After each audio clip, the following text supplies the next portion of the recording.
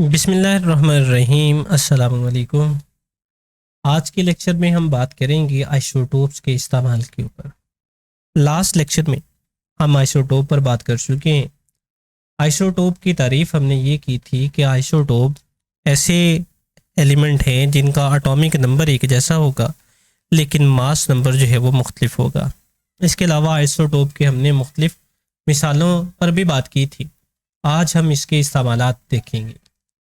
तो इससे पहले कि हम अपने इस्तेमालात की तरफ आगे बढ़े, आप लोगों ने अभी तक अगर हमारा चैनल सब्सक्राइब नहीं किया तो हमारा चैनल जो है वो ज़रूर सब्सक्राइब करें और इसके अलावा बेल आइकन के बटन को भी ज़रूर प्रेस करें ताकि हर नया आने वाला लेक्चर जो है वो आप तक बर वक्त जो है वो पहुंच सके। तो शुरू करते हैं जी आज का लेक्चर, जिसमें सबसे पहला है जी रेडियोथेरेपी यानी कैंसर का इलाज।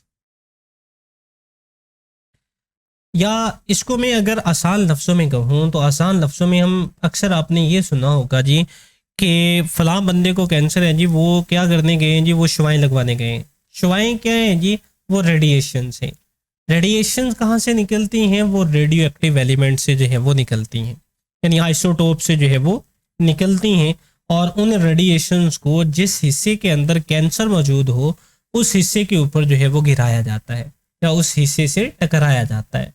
सो इस तरीका इलाज को हम रेडियो थेरेपी जो है वो बोलते हैं। रेडिएशन से जो है वो निकला है।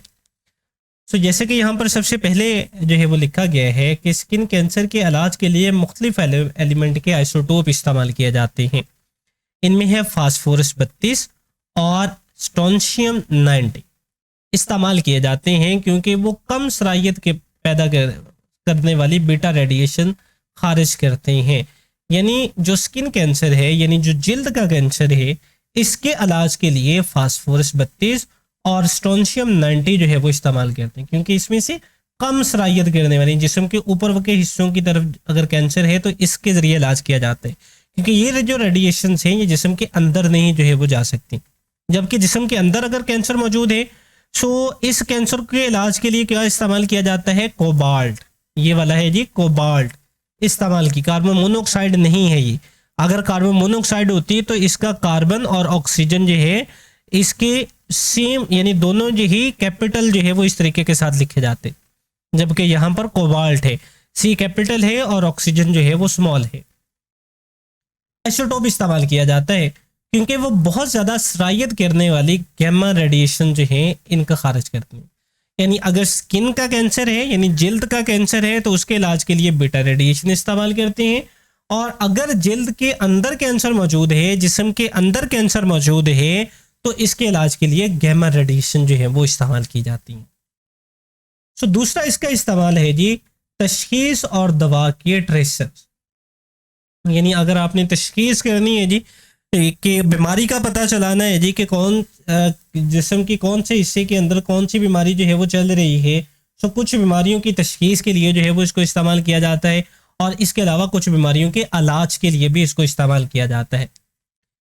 मेडिसिन के शोबा में इंसानी जिस्म में ट्यूमर की मौजूदगी की तशखीस के लिए रेडियो एक्टिव आइसोटोप के ट्रेसर इस्तेमाल किए जाते हैं। ट्यूमर आसान लफ्ज़ों में हम कहते हैं जी रसौली।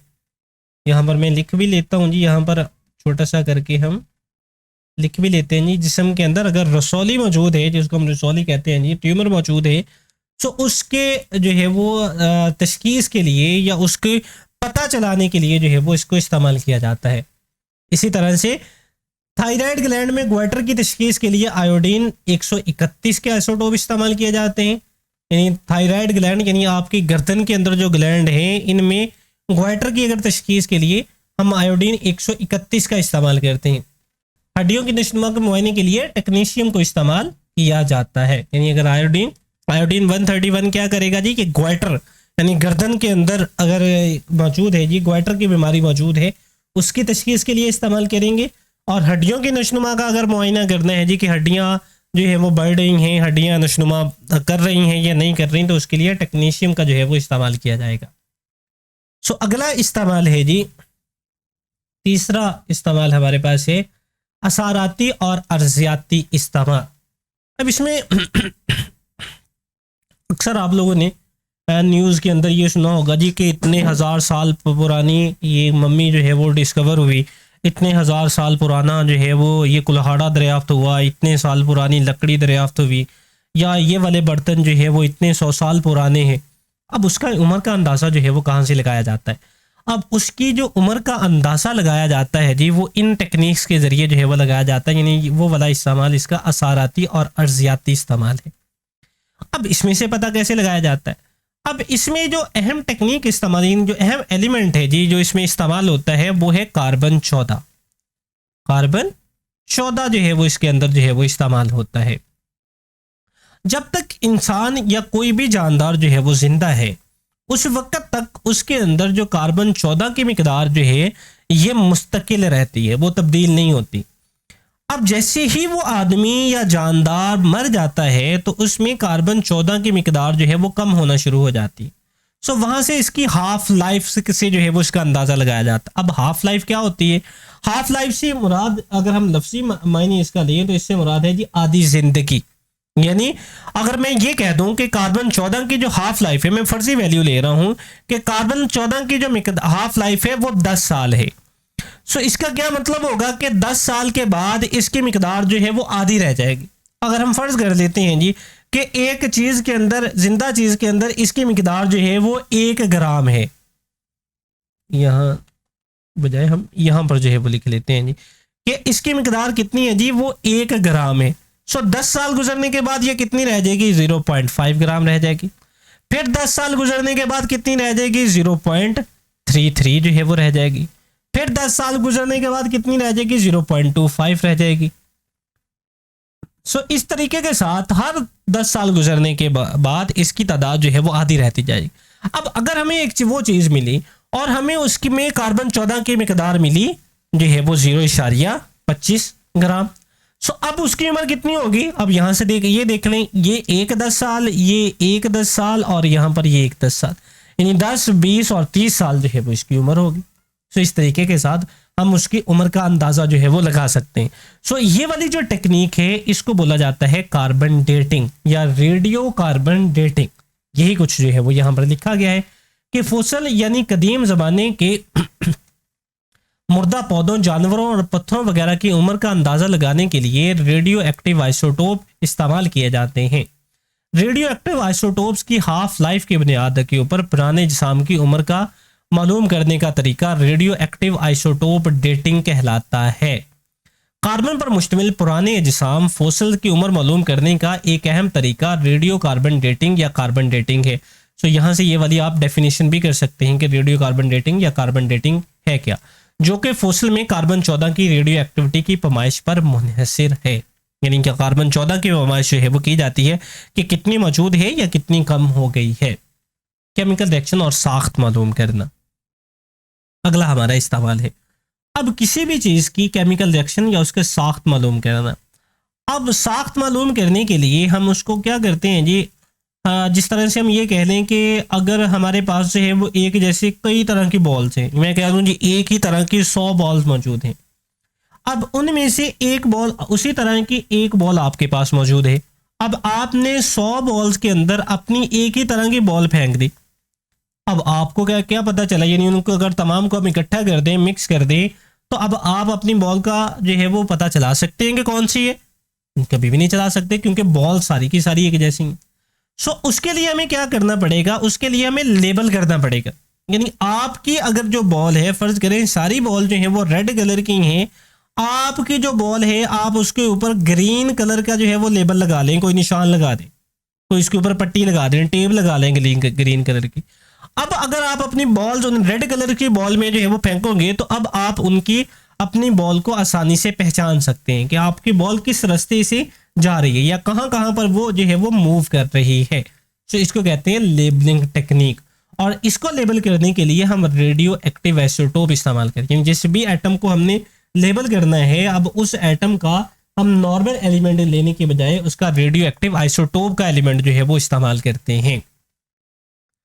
ये जैसे कि यहाँ पर अब लिखा गया है कि केमिकल रिएक्शन में रिएक्शन के दौरान रेडियो एक्टिव एलिमेंट का ताक़ुब करने के लिए इस रिएक्शन के नतीजे में बनने वाले कंपाउंड की साख्त मालूम करने के लिए रेडियो एक्टिव आइसोटोप इस्तेमाल किए जाते हैं। मसलन कार्बन डाइऑक्साइड यानी CO2 को लेबल करने के लिए कार्बन 14 इस्तेमाल किया जाता है। जैसे कि फोटोसिंथेसिस में ग्लूकोज बनाने के लिए पौधे कार्बन डाइऑक्साइड इस्तेमाल करते हैं। ग्लूकोज बनने तक कार्बन 14 की पोजीशन चेक किया जा सकता है। क्यों? क्योंकि ये रेडिएशन जो है वो खारिज करती रहेंगी। सो इसका आखिरी इस्तेमाल है जी पावर जनरेशन में इस्तेमाल। पावर जनरेशन यानी बिजली पैदा करने के लिए। अब बिजली इससे कैसे पैदा की जा सकती है? जैसे कि अगर आप पहले ये वाला रिएक्शन देखें कि यूरेनियम, जैसे कि मैंने कहा था न्यूक्लियर फिशन रिएक्शन के अंदर जो है वो यूरेनियम 235 को इस्तेमाल किया जाता है। अब इसको अगर आप पेज को थोड़ा हम ऊपर की तरफ जो है वो ले जाते हैं, अब यहाँ पर इसकी एक छोटी सी डायग्राम भी हम नीचे जो है वो बना लेते हैं कि कार्बन आपके पास है जी यूरेनियम 235, आपने इस पर की जी न्यूट्रॉन की बम्बार्डमेंट, न्यूट्रॉन इसके साथ टकराया। अब ये वाला न्यूट्रॉन जो है वो टकराने के बाद ये एक बड़ा एलिमेंट है जी, ये दो एलिमेंट के अंदर जो है वो टूट जाएगा। ये दो छोटे एलिमेंट के अंदर जो है वो टूट जाएगा। इनमें से एक है जी हमारे पास बेरियम और दूसरा हमारे पास है क्रिप्टॉन। और इसमें से 3 न्यूट्रॉन जो है वो खारिज होंगे और इसके साथ जो है वो एनर्जी की बहुत ज़्यादा मिकदार जो है वो खारिज होती है। अब ये वाली जो एनर्जी की मिकदार यहाँ से खारिज हुई, ये वाली एनर्जी जो है वो हम देते हैं पानी को। अब पानी से क्या बनाया जाता है? जब पानी को हरारत मिलेगी तो पानी किस में चेंज हो जाएगा जी? पानी चेंज हो जाएगा जी भाप के अंदर। अब ये वाली जो भाप है ये क्या करेगी जी? ये आगे जाकर चलाएगी टरबाइनों को, और टरबाइनें चलने से क्या पैदा होगा जी? टरबाइनें चलने से बिजली जो है वो पैदा होगी। अब ये है इसका पीसफुल पर्पस। लेकिन अगर आप इसको एटम बम के अंदर इस्तेमाल कर लेंगे तो एटम बम के अंदर भी यही वाला रिएक्शन होगा कि न्यूट्रॉन जब यूरेनियम से जाकर टकराएगा तो बेरियम और क्रिप्टॉन बनेंगे, न्यूट्रॉन बनेंगे और साथ में एनर्जी की बहुत बड़ी मिकदार पैदा। अब वो जो एटम बम के अंदर वो एनर्जी कहाँ पर इस्तेमाल होगी जी? वो तबाहकारियों के अंदर इस्तेमाल होगी। यानी जो भी चीज़ उसके आसपास उसके दायरे के अंदर आ गई उसको ये पिघला देगी, यानी मेल्ट कर देगी उसको। इसी तरह से अब जो एटम बम के अंदर हम रिएक्शन इस्तेमाल करते हैं वो चेन रिएक्शन इस्तेमाल होता है। यानी एक यूरेनियम का एटम है, एक न्यूट्रॉन हमने इस्तेमाल किया, फिर इन 3 न्यूट्रॉन जो है वो मजीद 3 जो है वो यूरेनियम के एटम को जाकर जो है वो फर्दर जो है वो उनको ब्रेकअप करेंगे। तो इस तरह से वो जो एनर्जी है एटम बम के अंदर वो बहुत ही ज़्यादा जो है वो खारिज होती है। लेकिन ये वाला इसका एक पीसफुल पर्पस जो है वो यहाँ पर लिखा गया है। तो इसको जो है वो हम पढ़ लेते हैं कि न्यूक्लियर रिएक्टर में कंट्रोल न्यूक्लियर फिशन रिएक्शन, यानी अब 3 पैदा हुए, कंट्रोल से मुराद है इनको कंट्रोल किया जाता है। यानी इनमें से 2 जो है वो यहाँ पर रोक लिए जाते हैं, एक को ये आगे जो है वो फिर रिएक्शन के लिए जो है वो जाने दिया जाता है। बिजली पैदा करने के लिए रेडियो एक्टिव आइसोटोप इस्तेमाल किए जाते हैं। मसलन यूरेनियम 235 पर जब सुस्त रफ्तार न्यूट्रॉन की बौछार की जाती है तो यूरेनियम का न्यूक्लियस टूटकर बेरियम 139 और क्रिप्टॉन 94 और 3 न्यूट्रॉन में तब्दील हो जाता है और इससे तवानाई की बहुत बड़ी मिकदार खारिज होती है। नीचे ये केमिकल रिएक्शन भी लिखा गया है। बहुत ज़्यादा मिकदार में खारिज होने वाली तवानाई बॉयलर में पानी को भाप में तब्दील करने के लिए इस्तेमाल की जाती है। फिर भाप को बिजली पैदा करने के लिए टरबाइनों को चलाई जाती हैं और किसी कौम की तरक्की के लिए तवानाई का ये पुरअमन इस्तेमाल है। सो ये है जी आज का हमारा लेक्चर। आज के लेक्चर में हमने बात की रेडियो एक्टिव आइसोटोप जो है इनके इस्तेमालात के ऊपर। हमने ये देखा कि आइसोटोप जो है वो किन किन मकासद के लिए हमारे रोज़मर्रा ज़िंदगी के अंदर जो है वो इनका इस्तेमाल जो है वो मौजूद है। सो इसके साथ ही आज का हमारा लेक्चर यहाँ पर ख़त्म होता है। हमें इजाज़त दें। अल्लाह हाफिज़।